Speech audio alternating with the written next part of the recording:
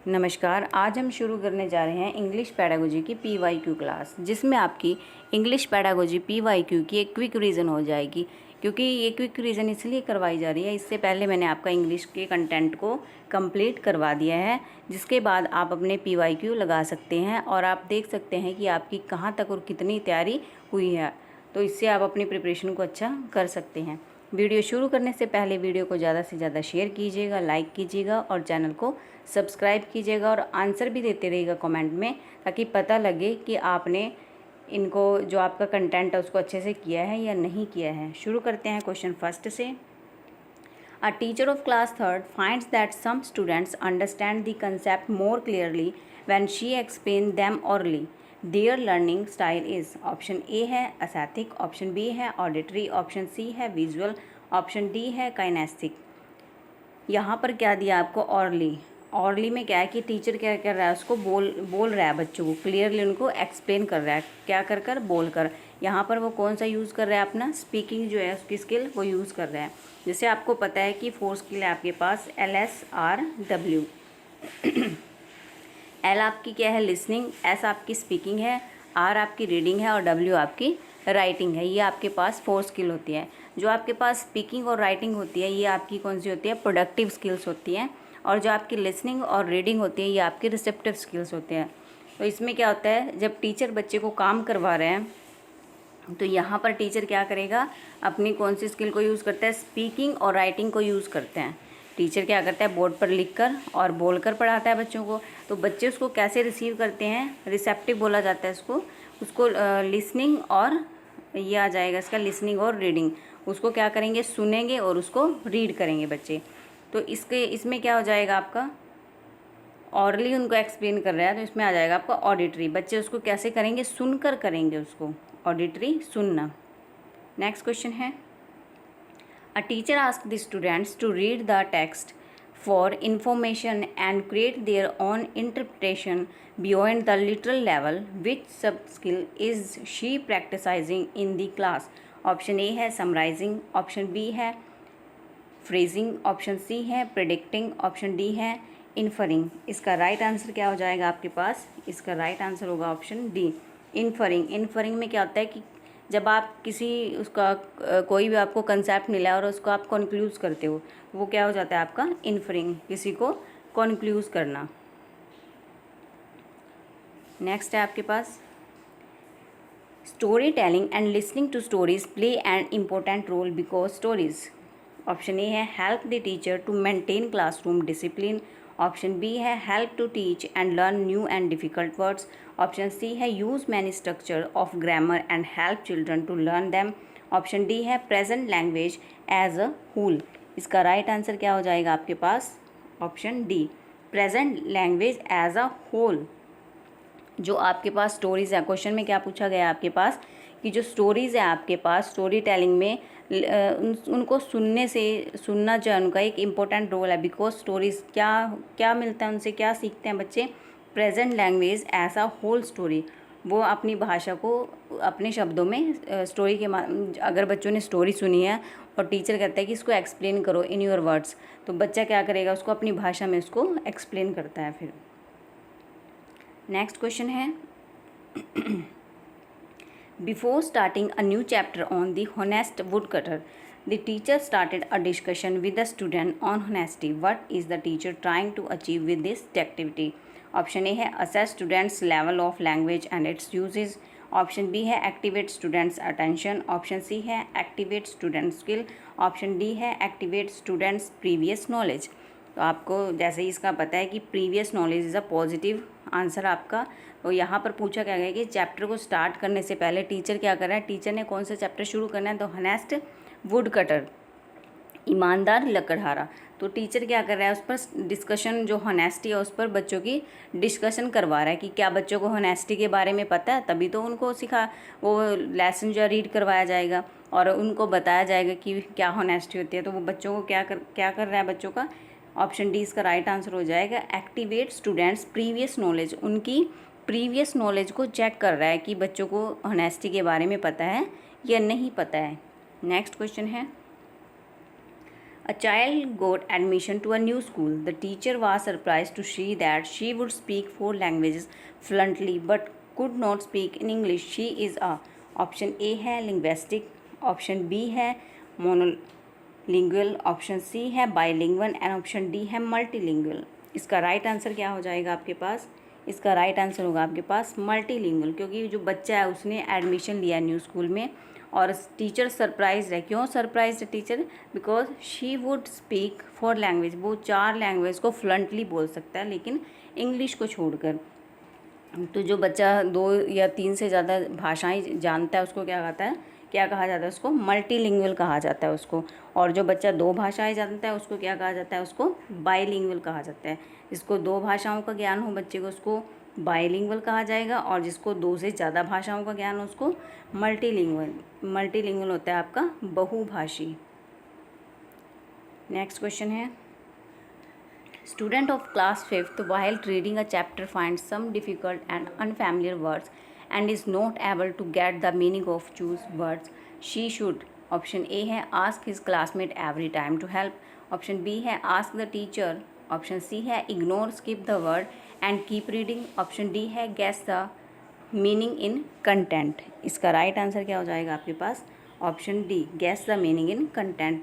क्या बोल रहा है टीचर ने कि student of class 5th while reading a chapter find some difficult and unfamiliar word. वो क्या करवा रहा है उनसे, जो वो इसमें क्या करता है, फाइंड सम, जो डिफ़िकल्ट वर्ड है, कठिन शब्द है, और अनफैमिलियर जिनके बारे में बच्चा नहीं जानता, is not able to get the meaning of choose words he should.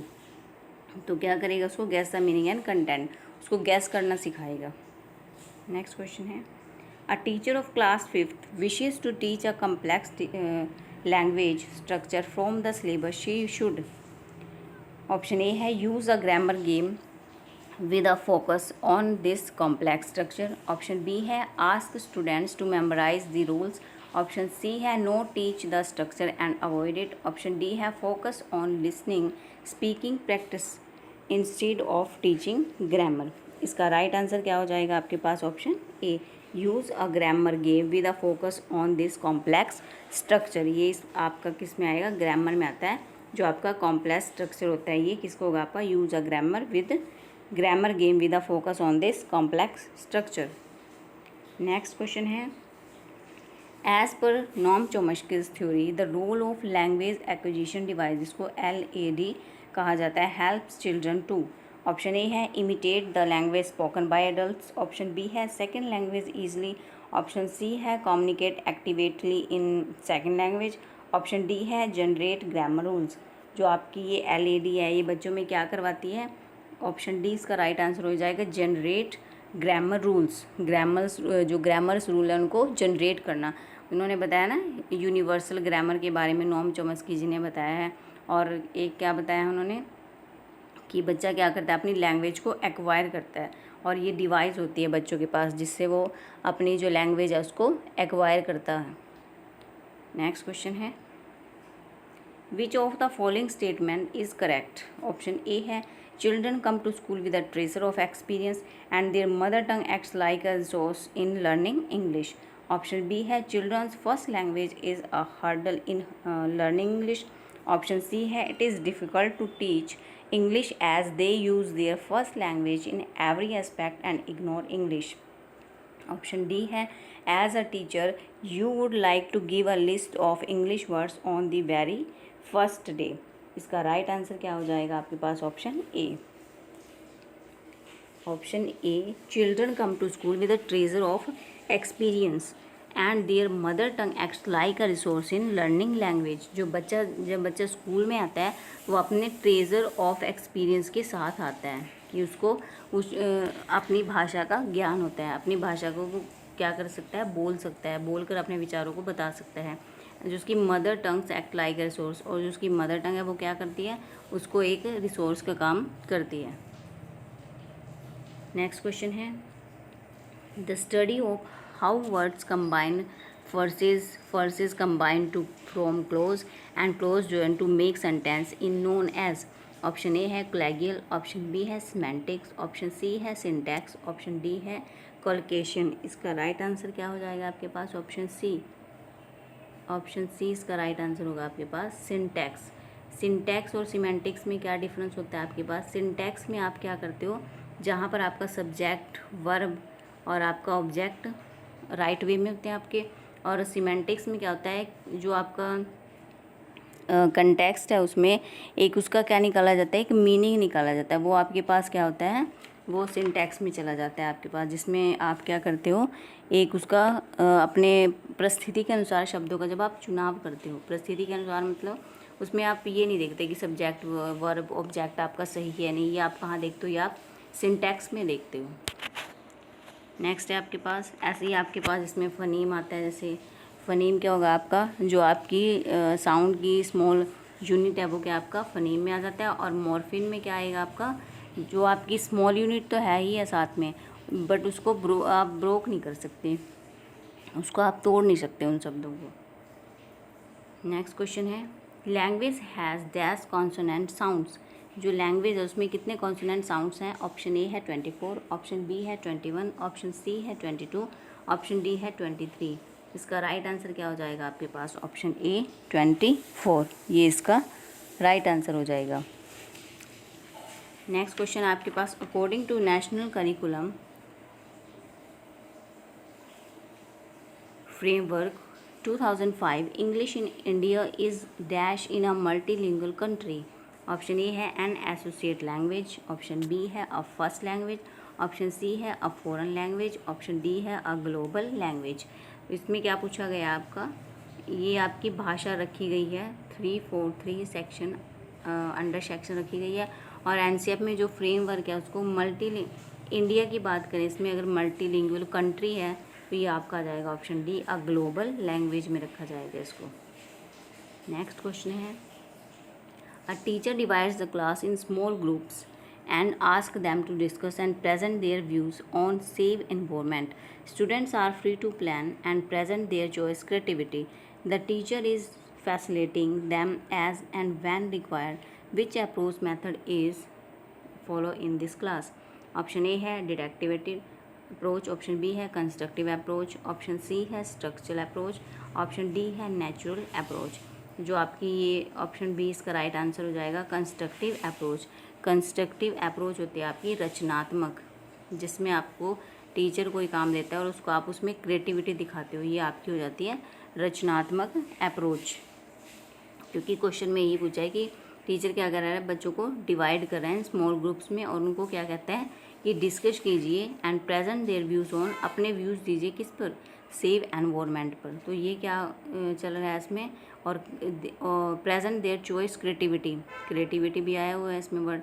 तो आपका जो कंस्ट्रक्टिव अप्रोच होती है वो क्या हो गया आपकी रचनात्मक अप्रोच। नेक्स्ट क्वेश्चन है, a teacher of class 6 bought some interesting books and distributed them among the students. Then she said, today let's have fun and read these books for our pleasure. This reading is called. Option A है extensive reading, option B है pre reading, option C है post reading, option D है intensive reading. इसमें आपने बताना है कि क्या आ जाएगा इसका आपका आंसर। इसमें आएगा आपका answer option A extensive reading. आपके पास रीडिंग होते हैं, जैसे आप एक्सटेंसिव रीडिंग करते हो, आप ये इसलिए करते हो एंटरटेनमेंट के लिए करते हो, एंटरटेनमेंट के लिए करते हो ना, इंजॉय के लिए। यहाँ एंटरटेनमेंट बड़ा वर्ड हो जाएगा आपके लिए, तो ई से आपका एक्सटेंसिव हो गया और ई से क्या हो गया आपका इंजॉय। जब आप कोई रीडिंग, ऐसी रीडिंग जो आप इंजॉय के लिए करते हो, वो आपका एक्सटेंसिव रीडिंग में चला जाता है। और जो रीडिंग आप किसके लिए करते हो, गहनता से करते हो, जिसको आप इसमें आप गहन अध्ययन करते हो, वो आपका इंटेंसिव रीडिंग हो जाएगा। ये दोनों में डिफरेंस है। नेक्स्ट क्वेश्चन है, बेबी एक बच्चा है जो 2.5 साल का है। All child picks up his siblings book and looking at the pictures tales a story. वो क्या करता है, अपनी बुक्स को उठाता है और क्या करता है, एक स्टोरी बनाता है उसमें से। The child is, option A है अमरजेंट स्टोरी राइटर, ऑप्शन बी है अमरजेंट राइटर, ऑप्शन सी है अमरजेंट स्टूडेंट्स, ऑप्शन डी है अमरजेंट रीडर। तो बच्चा क्या करता है, उसको जो 2.5 साल का बच्चा है वो ना तो वो स्टोरी राइटर होगा, ना वो अमरजेंट राइटर होगा, ना ही वो स्टूडेंट होगा, वो क्या होगा आपका अमरजेंट रीडर। ऑप्शन डी इसका राइट आंसर हो जाएगा, क्योंकि बच्चा क्या कर रहा है, उसको जो सिबलिंग बुक है उसकी पिक्स वाली बुक है उसको क्या कर रहा है, उठाकर एक स्टोरी बता रहा है कि यस ये आपका लोयन है, ये आपका रैट है, ये ऐसी स्टोरी वो बता रहे हैं। नेक्स्ट क्वेश्चन है, the study of meaning in our language is known as. Option A है लिंग्विस्टिक्स, ऑप्शन बी है सिंटैक्स, ऑप्शन सी है सिमेंटिक्स, ऑप्शन डी है मोरफोलॉजी। इसका राइट आंसर क्या हो जाएगा आपके पास, the study of meaning in a language. जब किसकी स्टडी की जाती है, मीनिंग ऑफ लैंग्वेज की, तो यह आएगा आपका सी, सिमेंटिक्स में आ जाता है आपका, सिर्फ जिसमें मीनिंग को रखा जाता है, करेक्ट मीनिंग नहीं, इसमें आपका मीनिंग को रखा जाता है। नेक्स्ट है आपका question, the teacher tells a story about animals. Children make animals noise every time they hear the name of animals. It is, option A है रीडिंग अप्रोच, ऑप्शन बी है total physical response, option C है communicative language teaching, option D है grammar translation. इसका right answer क्या हो जाएगा आपके पास, option B total physical response. क्या प्रतिक्रिया चल रही है इसमें बच्चों की, फिजिकल रिस्पॉन्स चल रहा है उनका, शारीरिक प्रतिक्रिया। द टीचर क्या करता है, tales a story about animals. Teacher story सुनाता है किस पर, एनिमल्स पर। और चिल्ड्रन क्या करते हैं, मेक्स एनिमल्स नॉइस, और बच्चे एनिमल्स की नॉइस को निकालते हैं, and they hear the name of animals, और सुनकर क्या करते हैं फिर एनिमल्स का नेम बताते हैं। तो इसमें बच्चे क्या कर रहे हैं, टोटल फिजिकल रिस्पॉन्स कर रहे हैं अपना। नेक्स्ट क्वेश्चन है, any of a wide variety of exercises, activities or devices used in the language classroom of realizing lesson objectives is known as। Option A है अप्रोच, ऑप्शन बी है method, option C है technique, option D है syllabus.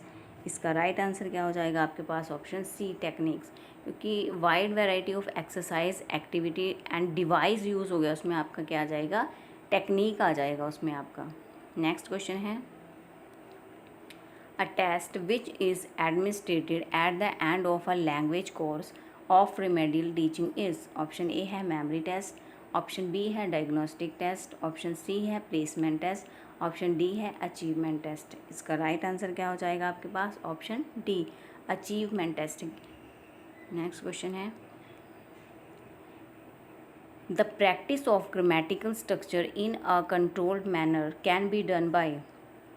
Option A है explaining the use of particular structures, option B है correcting wrong sentences produced by learners, option C है gap filling grammars exercise, option D है writing paragraph and essay। इसका right answer क्या हो जाएगा आपके पास, option C gap filling grammars exercise। The practice of grammatical structure in a control manner can be done by, कैसे किया जा सकता है उसको आपका, गैप फिलिंग ग्रामर्स एक्सरसाइज, जो ग्रामर एक्सरसाइज है उसके गैप को फिल करके। नेक्स्ट क्वेश्चन है, in the backyard the dog bark and howled at the cat. ये आपके पास sentence is an example of, ये आपका किसका एग्जाम्पल है, एक सिंपल सा एग्जाम्पल है कि कुत्ता किस पर भौंक रहा है, बिल्ली पर भौंक रहा है, ठीक है। इसमें क्या जाएगा आपका complex, option A complex compound sentence, option B है सिंपल सेंटेंस, ऑप्शन सी है सेंटेंस फ्रेगमेंट, ऑप्शन डी है कॉम्प्लेक्स सेंटेंस। इसका राइट आंसर क्या हो जाएगा आपके पास, ऑप्शन कौन सा होगा, जब यहाँ पर बात आ रही है आपके सिंपल सेंटेंस की, तो आपका आंसर भी क्या हो जाएगा, ऑप्शन बी सिंपल सेंटेंस इसका राइट आंसर होगा। नेक्स्ट क्वेश्चन है, which of the following methods of teaching can't be interchangeable with each other. Option A है कोऑर्डिनेटिव मेथड, ऑप्शन बी है रेफरेंस मेथड, ऑप्शन सी है incidental method, option D है direct method. अब direct इसका right answer बता देते हैं पहले, ऑप्शन डी इसका राइट आंसर हो जाएगा डायरेक्ट मेथड। डायरेक्ट मेथड क्या आपका, जो आपको जिसमें आप चीज़ों को प्रत्यक्ष रूप से डायरेक्टली उसको सीखते हैं, जिसमें आप इसका method of teaching can't be interchangeable with each other, जिसको आप चेंज नहीं कर सकते। अब डायरेक्ट में क्या होगा आपका, जैसे आप किसी लैंग्वेज को सीखना चाहते हो, आप लैंग्वेज को सीखना चाहते हो बट यू कांट गो, आप कहाँ नहीं जाना चाहते, आप कोचिंग नहीं लेना चाहते, ठीक है, तो उसके लिए आप क्या करोगे, उसके लिए आप एक ऐसे माहौल में जाओगे जहाँ पर आपको वो लैंग्वेज उस भाषा में जो है एनवायरनमेंट, जो वहाँ के समाज है, वहाँ के व्यक्ति जो है बात करते हैं, तो आप उस भाषा के उस वहाँ पर जाओगे, आप वहाँ काम करने के लिए जाओगे। अब जैसे एक एग्जांपल है कि एक जो व्यक्ति है उसको जो आपकी मलयालम भाषा है वो केरल में बोली जाती है। अब उस पर्सन को जो है वो हिंदी बोलता है लेकिन उसको मलयालम नहीं आती, ठीक है। तो वो क्या करता है, काम करने के लिए वो कहाँ जाता है, केरल में जाता है वो काम करने के लिए। और वो क्या करता है वहाँ पर 6 मंथ 1 ईयर कुछ वहाँ पर रहता है वो। तो फिर क्या करता है वो, ऐसे वो डायरेक्ट मेथड से, ना उसने कुछ कोचिंग ली, ना उसने कोई रूल सीखा, ऐसे डायरेक्ट मेथड से क्या करता है वो मलयालम को सीख जाता है। तो ऐसे आप किसी भी भाषा को, जैसे आपका नोम चोमस्की जी ने बताया है कि बच्चा फर्स्ट लैंग्वेज को क्या करता है आपका एक्वायर करता है, और ऐसे ही आपका कृष्ण ने क्या बताया कि बच्चा सेकंड लैंग्वेज को भी एक्वायर कर सकता है, किसके थ्रू, एनवायरनमेंट से। जब एनवायरनमेंट मिलेगा बच्चे को तो वो क्या करेगा, उस भाषा को सीख जाएगा। नेक्स्ट क्वेश्चन है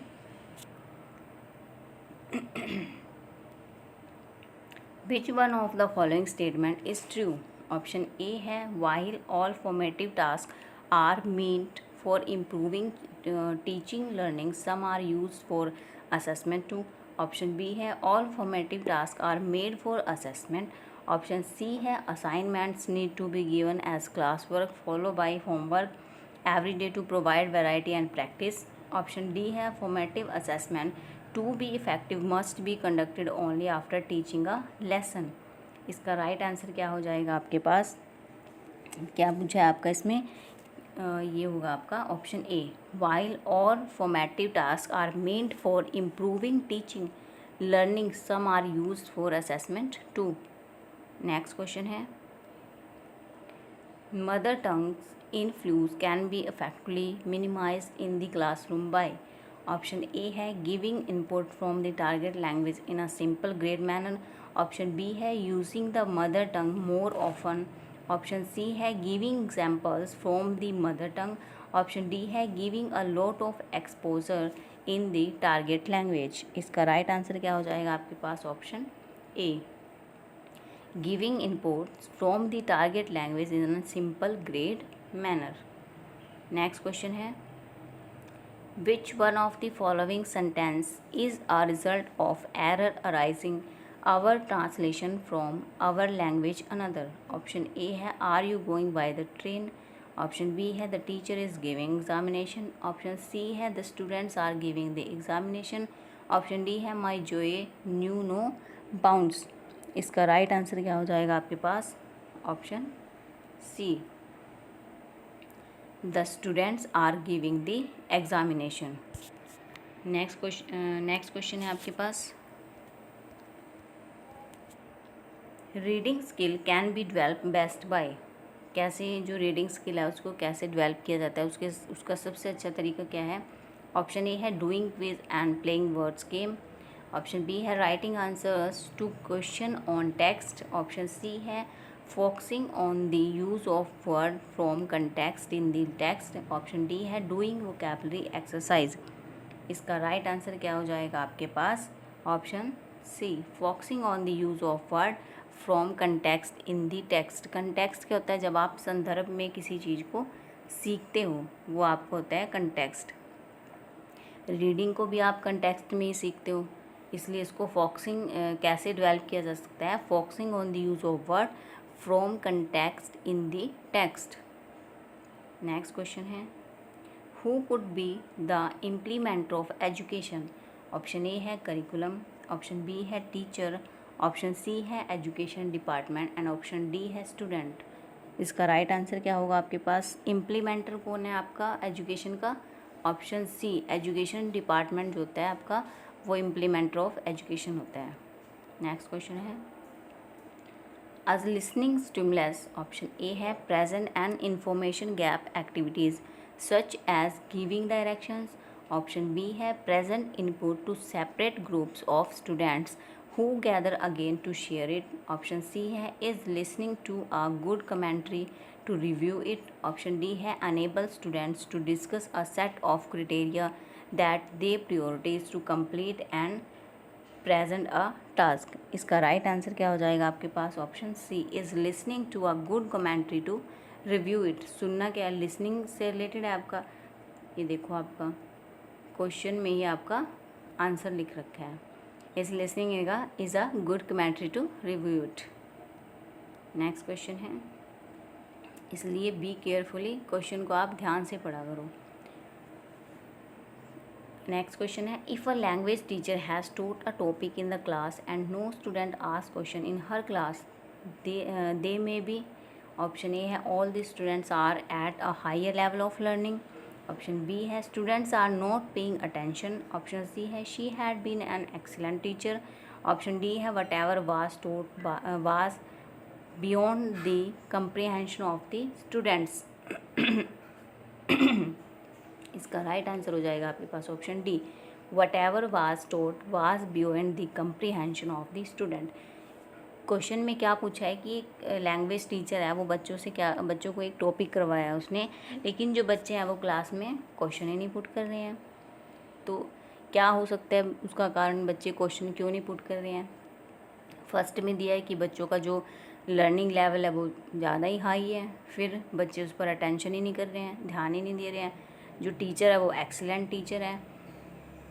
ये आपके नेगेटिव हो जाएंगे तीनों के, तो तीनों, क्योंकि जब बच्चे क्लास में, क्रिएटिव क्लास कब होगी आपकी? जब बच्चे क्वेश्चनिंग पुट करेंगे। क्वेश्चनिंग पुट करने से ही पता चलेगा कि बच्चों ने कहाँ तक और कितना सीखा है। जब तक टीचर बच्चों को ऐसे ही एक लेक्चर मेथड देगा, आया क्लास में और क्या किया उनको, चलो भाई बुक निकालो, बुक निकाल के ये वाला लेसन रीड कर लो, या तो उसको खुद से ही पढ़ देगा या फिर क्या कहेगा बच्चों के, चलो भाई बैठ के तुम इसको पढ़ लो लेसन को। तो ऐसे नहीं करना है बच्चों के साथ क्लास में। जब आप क्लास में बच्चों को करवा रहे हो, तो जब आपने इवन यहाँ तक क्या करना है आपने बच्चों के साथ, आप उसको हाफ लेसन या हाफ स्टोरी रीड करवाने के बाद या बीच बीच में ही उसके साथ के साथ ही आप पूछते रहो बच्चों से कि यस इसमें क्या आएगा। तो बच्चे का जो क्रिएटिव, उनका इंटरेस्टिंग लेवल होगा लेसन को देखकर, वो खुद वहाँ से क्वेश्चनिंग पुट करेंगे। इसलिए क्या होगा इसका answer? Option D, whatever was taught was beyond the comprehension of the students. Next question है, the founder of structural grammar. Very very important and very very easy question आपका। जो structural grammar के founder हैं वो कौन है आपके? Option A है आपके फ्राइस, ऑप्शन बी है Chapman, option C Chomsky, option D Newfield. तो आप सभी को ही पता होगा कि जो स्ट्रक्चरल ग्रामर फॉर्मूला है आपका वो किसका है? आपका नॉम चॉम्स्की जी का। ऑप्शन सी इसका राइट आंसर हो जाएगा। वीडियो कैसी लगी आपको कमेंट में ज़रूर बताइएगा। वीडियो को ज़्यादा से ज़्यादा शेयर कीजिएगा, लाइक कीजिएगा और चैनल को सब्सक्राइब कीजिए।